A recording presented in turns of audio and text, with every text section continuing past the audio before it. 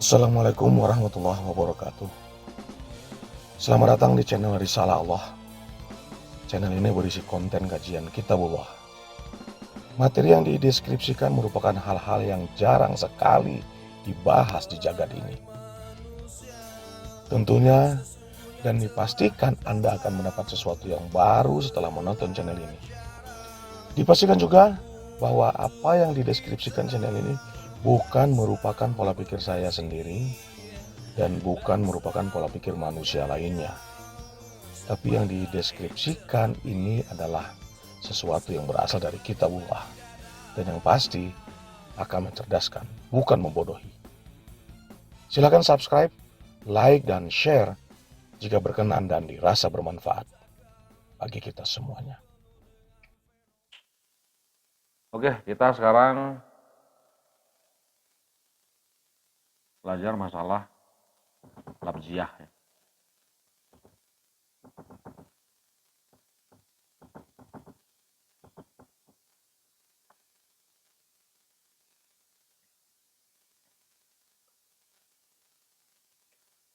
Labziyah itu hal-hal yang berhubungan dengan lafaz.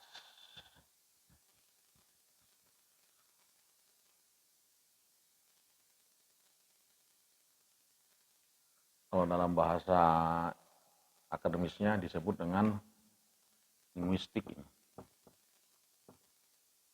Linguistik.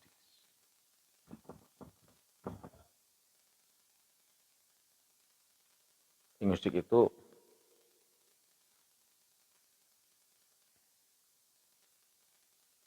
ilmu tata bahasa ya, yang berhubungan dengan ilmu bahasa. Dalam bahasa Qur'annya disebut dengan labziyah.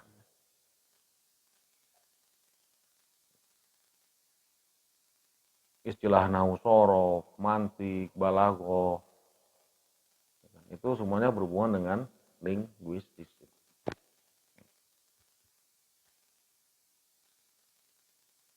Nah, labziyah itu bagian dari linguistik. Ingat. Secara garis besar, labziyah itu ada domir. Domir itu artinya kalau dalam bahasa Indonesianya kata ganti. Dalam bahasa Inggrisnya apa? Pronoun ya? Pronoun. Atau pronomina.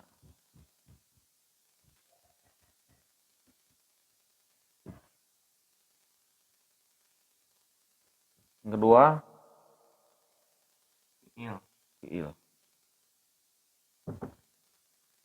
Fiil itu kata kerja. Sebenarnya Sim. Nanti itu verb atau verba. Barulah sim. Kata benda. Atau noun. Atau nomina.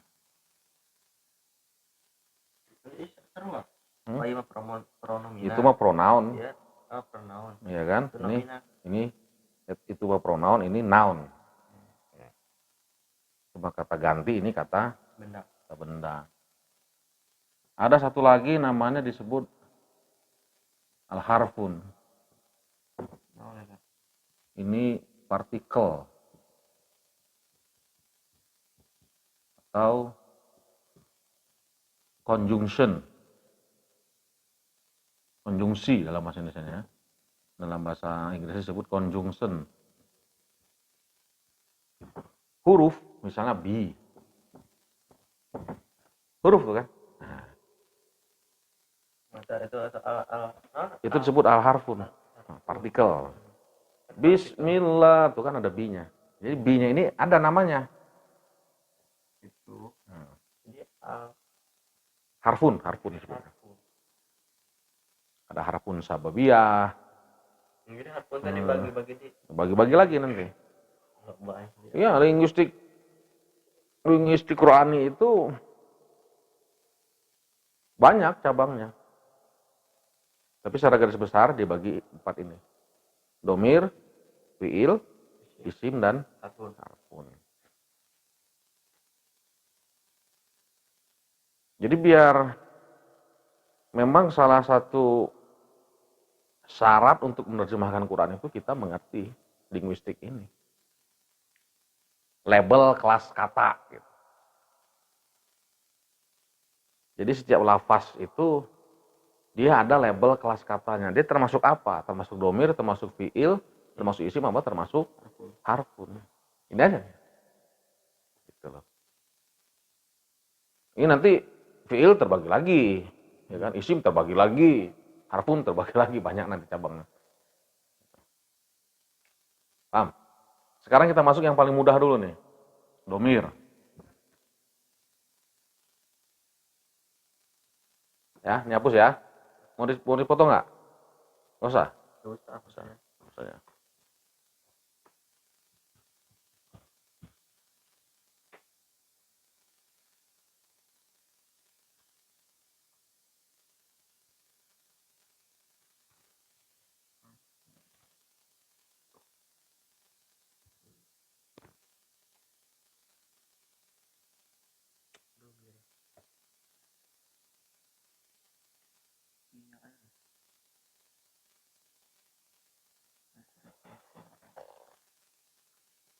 Ya.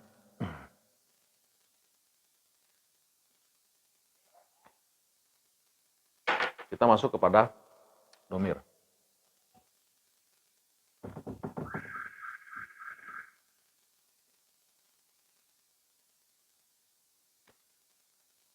Kalau dalam ilmu sorof,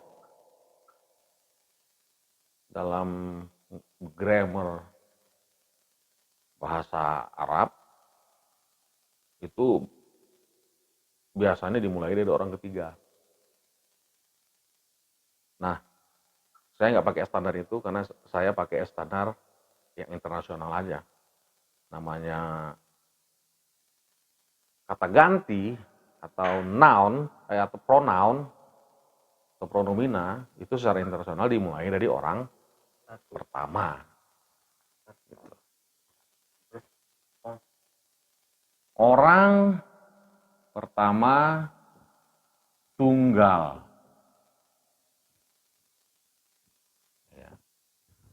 Orang kedua tunggal. Pertama dulu.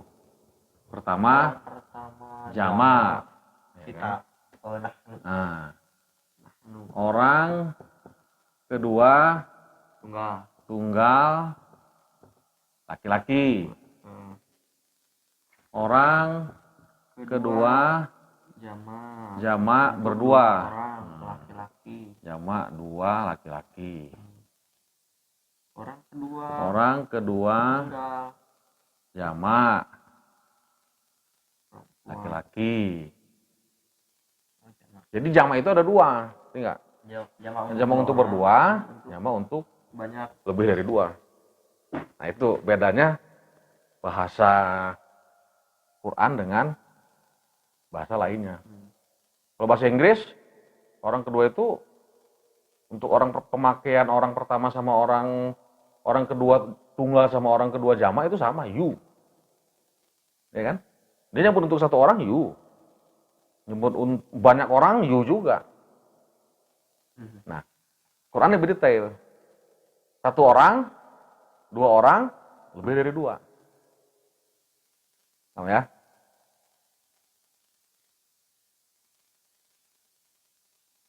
Terus orang kedua tunggal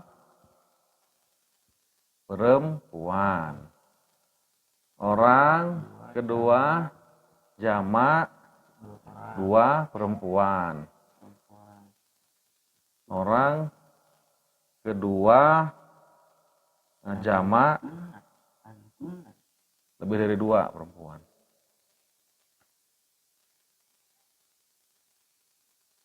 Oke, sekarang kita orang ketiga.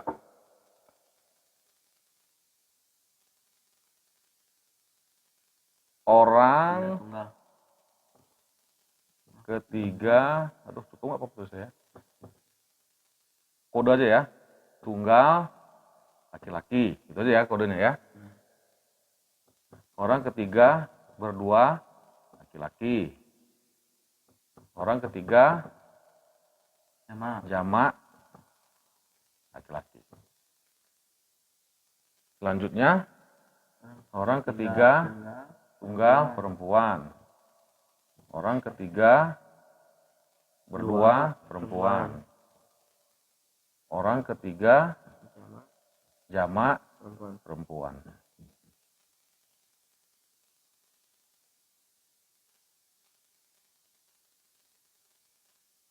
Orang pertama tunggal, mau laki-laki mau perempuan disebutnya anak. Ya kan? Jamaknya nahnu.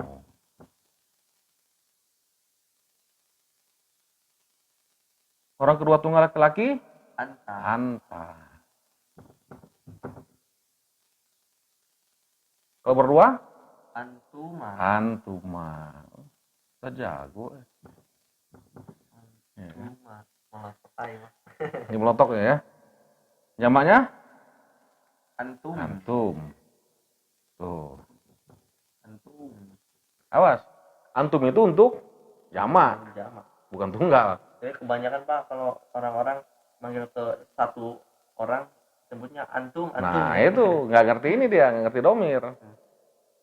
Antum jis kan itu. Kemana antum? Antum kemana? Salah itu. Berarti harusnya Anta. Kamu kemana entah gitu kan? Harusnya gitu. Kalau perempuan apa? Anti.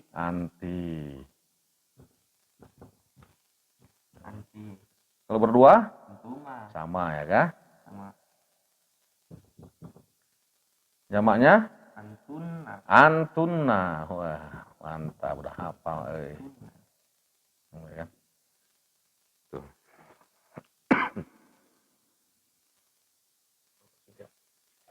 Coba orang ketiga laki-laki tulis.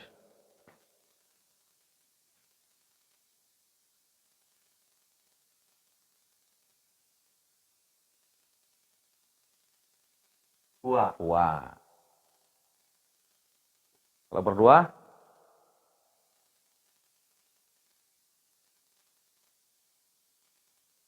Nulis H itu begini, Sob. Ya, tulisan abang juga nggak bagus-bagus amat, cuman tarik-tarikannya ya apa segala gitu ya. Nah, jadi dari sini dulu nariknya. Set. Huwa, huma, hum. Nah, yang penting bisa dibaca. Iya.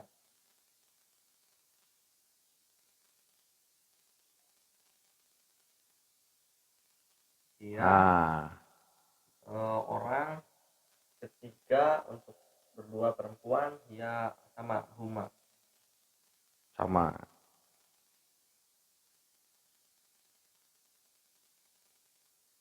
Huma.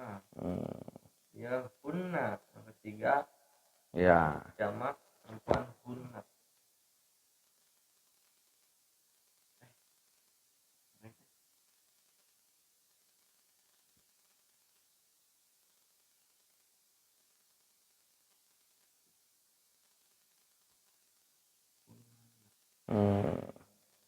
Nah, inilah domir. Ini berlaku untuk benda juga ya. Untuk benda. Misalnya kadang-kadang untuk Quran atau kitab itu dia menggunakan domir yang untuk perempuan. Tapi kadang-kadang juga laki-laki. Kadang-kadang in huwa illa tadhkirah. Kadang-kadang in hiya. Jadi nggak pakai aturan, ya. Untuk Quran, kadang-kadang nggak pakai aturan ya. Suka-suka aja. Kadang hiya, kadang huwa. Ini nggak? Iya, gua.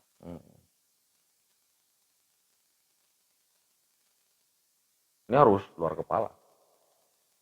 Luar kepala ini. Jadi linguistik itu memang makanan otak. Itu dihafalkan. Oke? Terus ya. Kita masuk ke level selanjutnya nih.